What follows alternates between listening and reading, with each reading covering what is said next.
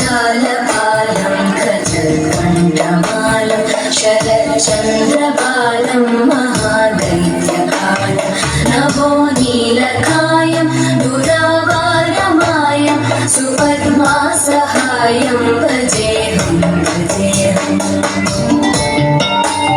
सदाम्बोधिवासं गलपुष्पहासं जगत्सन्निवासं शतादित्यभासं गदाचक्रशस्त्रं लसत्पीतवस्त्रं हसच्चारुवक्त्रं भजेऽहं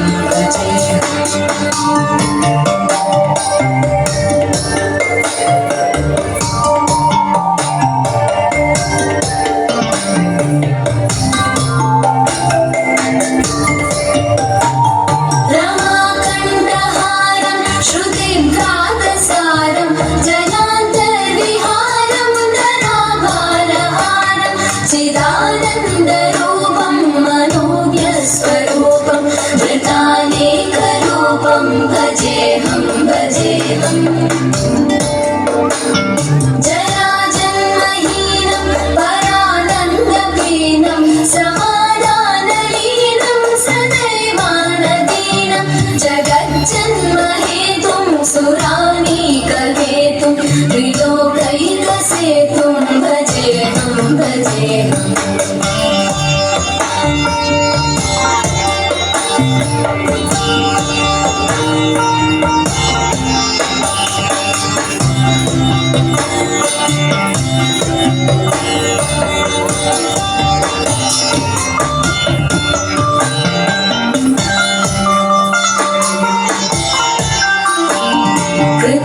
कृताम्नायदानं खगाधीशयानं विमुक्तेर्निदानं हराराध्यमानं स्वभक्तानुकूलं जगद्वृक्षमूलं निरस्तार्थशूलं भजेऽहं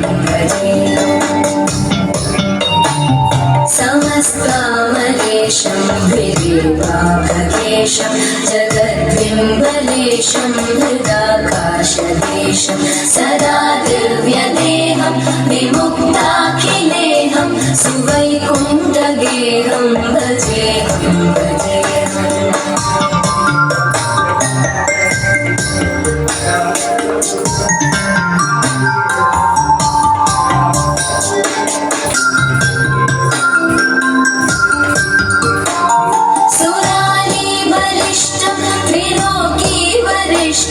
गुरूणां गरिष्ठं स्वरूपैकनिष्ठं सदा युद्धधीरं महावीरधीरं गवाम्बोधिधीरं भजेऽहं